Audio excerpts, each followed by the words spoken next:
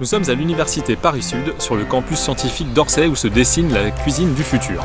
Raphaël Aumont est à la tête du Centre français d'innovation culinaire où il élabore avec le chef Thierry Marx la cuisine durable et zéro déchet de demain.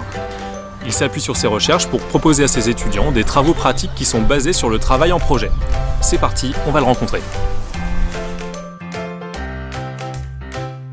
Je crois que c'est ici.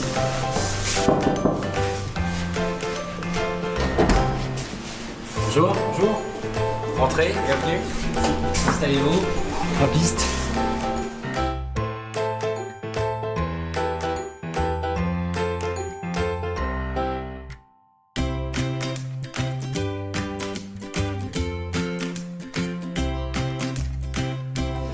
Est-ce que vous pouvez me dire de quel constat est né le Centre français d'innovation culinaire ? On avait envie au sein de la faculté des sciences d'Orsay de monter un centre de recherche et d'innovation autour de la cuisine, la gastronomie. Quelle sera la gastronomie en 2050 ? Et donc pour ça, il fallait avoir à la fois de la recherche, de l'enseignement, de la formation, et puis aussi une interaction avec l'artisanat. Donc mélanger artisanat et université. D'accord. Donc ici aujourd'hui vous recevez des étudiants de licence. Oui. Qu'est-ce que vous leur proposez ? Sur quoi travaillent-ils ? Alors nos étudiants ici travaillent ce sont des promotions d'environ 20-25 étudiants. On leur donne des thèmes. Donc là il y a 4-5 thèmes, donc il y a des pectines naturelles de fruits, il y a travail sur les alginates et les algues, l'agar-agar, etc. On croit qu'on a tout compris là-dessus, mais on peut aller encore plus loin. Il y a des techniques d'innovation sur des nouveaux fours sous vide. Et puis, question toute simple, c'est un soufflé par exemple, mais pourquoi ça retombe, pourquoi ça tient, quel est le rôle des œufs, quel est le rôle de la farine, que la béchamel, est-ce que je la cuis pas beaucoup, et on se rend compte très vite qu'il y a énormément de paramètres en cuisine. Donc leur job, ça va être de séparer tous ces paramètres et de voir lesquels sont les plus influents. Donc du coup vous appliquez une pédagogie par projet en fait. C'est une pédagogie par projet qui se veut aussi, enfin j'espère un peu innovante, c'est-à-dire que je ne sais pas la réponse, il n'y a pas de bonne réponse. L'idée c'est, on avance tous ensemble, on travaille par groupe. On a une problématique, qu'est-ce qu'on va mettre en place pour essayer d'y répondre ? Ensuite, on avance petit à petit, on a une porte qui s'ouvre, il y en a 10 devant nous, qu'est-ce qu'il faut choisir ? Voilà. Et on travaille comme ça, et donc c'est vraiment un process de recherche et de démarche d'innovation. Donc c'est ça que je veux vraiment leur inculquer, plus que finalement la gastronomie ou la science, mais c'est travailler en équipe, c'est ça qu'on leur demandera d'ailleurs dans une entreprise. Donc autant commencer tout de suite. Alors bien la gastronomie c'est facile, c'est sympa en plus, donc tant mieux. D'accord, donc pour vous, qu'est-ce que vous voulez qu'ils aient retenu en sortant de cette séance de TP, enfin de ces séances de TP ? L'idée c'est s'ils retiennent qu'il faut être curieux, qu'il faut être méthodique, on peut s'amuser, on peut être curieux, mais il faut noter ses essais, ses erreurs et on apprend de ses erreurs. C'est-à-dire qu'il y a trop même de collègues, ils notent les étudiants sur le résultat. Vous avez quel rendement ? Vous avez obtenu ça ? Non, c'est nul, c'est bien, c'est pas bien. C'est pas 0 ou 1 là, donc c'est ça l'idée. Donc là, j'ai une problématique. Est-ce que je suis parvenu à mettre en place tout ce dont j'avais en tête ? Est-ce que j'ai fait de la biblio ? Voilà. Et j'avance progressivement. Voilà. Donc c'est être curieux, oser, innover. Donc voilà ce qu'il faut qu'ils retiennent. Bonjour. Bonjour. Vous pouvez me dire ce que vous êtes en train de tester là, du coup ? Oui, alors en fait là ce qu'on fait, donc pour le soufflé, la base du soufflé c'est une béchamel. Et donc une béchamel ça se fait à base de beurre et de farine.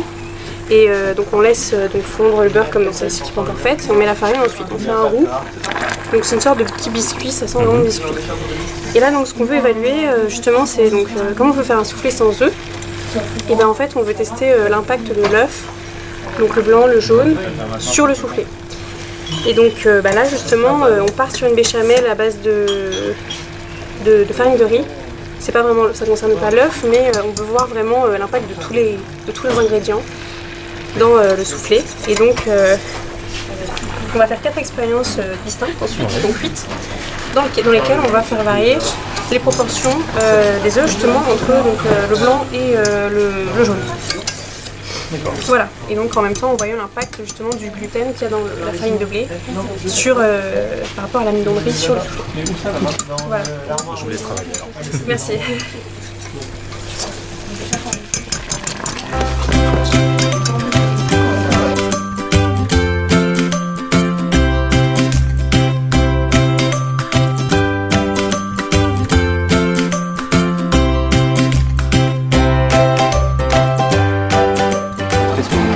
On a pris toutes les peaux, vous savez, des oranges, etc. On a fait une distillation. Et là, je voulais vous faire sentir ça justement, parce que là, vous voyez, à la surface, vous voyez l'huile. C'est l'huile essentielle d'orange. quand vous jetez de la peau d'orange, quelque part, vous jetez des huiles essentielles naturelles, des arômes naturels. Vous pouvez sentir.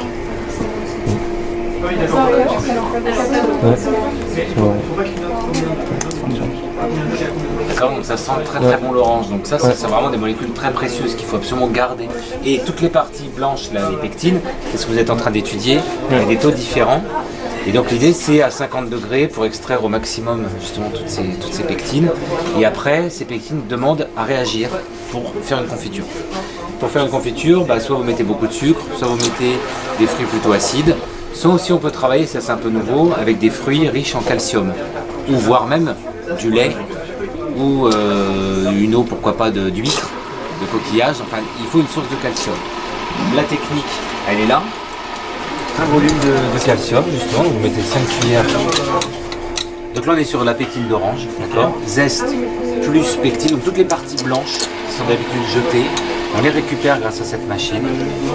On cuit tout le temps, mais en récupérant toutes les vapeurs. Donc, vous pouvez sentir d'ailleurs, ça sent l'orange fraîche, alors que ça cuit 5 heures. D'accord. L'idée c'est de faire une confiture, c'est ça? Ah, on va voir ce que ça donne. Une cuillère de calcium. Voilà. Et vous allez mélanger énergiquement. Vous allez départir sur 2 liquides.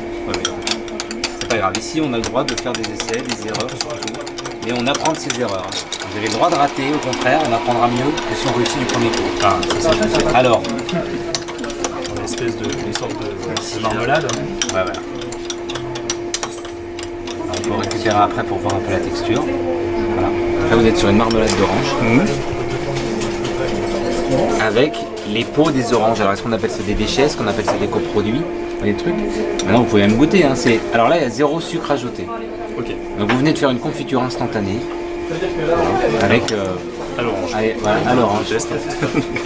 Et sans sucre. Alors après on peut décider de rajouter du sucre. Mais vous avez vu l'intensité orange. Ouais. On a récupéré toutes les huiles essentielles qu'on vient de voir. On sent bien le goût. Et tous les gélifiants naturels du fruit. Voilà. Et sans sucre.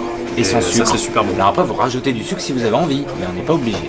Ouais, l'idée c'est peut-être pas d'en rajouter trop. Voilà. Et donc l'objectif de ces étudiants, c'est de comprendre maintenant ces mécanismes d'interaction entre les pectines, les calciums. Quelle quantité de calcium, quelle quantité de pectine, pourquoi ça réagit ensemble, etc. D'accord, voilà.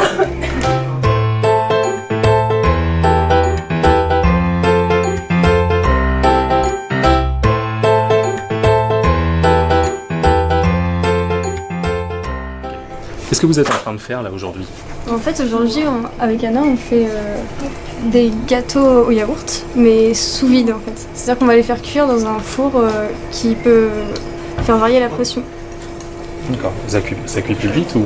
Non, en fait, ça cuit plus doucement du coup, mais on espère que ça va pouvoir faire monter plus rapidement le gâteau. D'accord. Donc, idéalement, ce qu'on cherche, c'est savoir comment on peut augmenter le volume du gâteau. Donc, la dernière fois, on avait déjà fait une expérience dans le four normal et une expérience dans le four sous vide pour voir où on avait la densité volumique, disons, plus optimale pour le gâteau.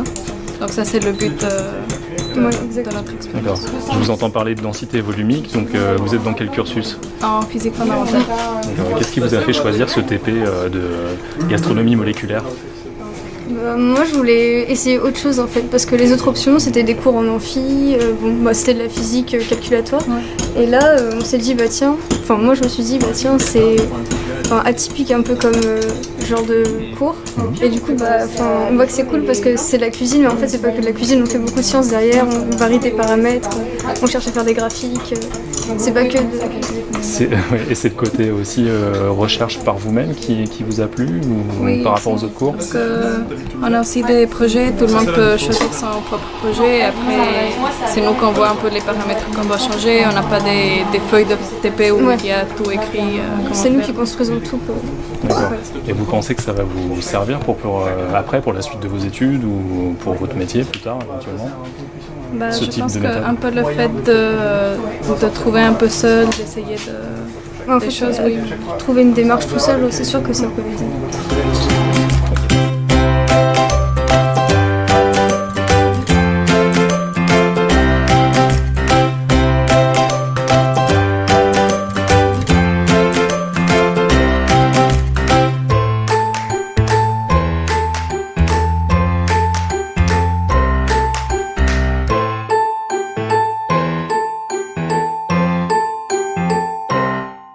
Plus d'infos sur essonne.fr.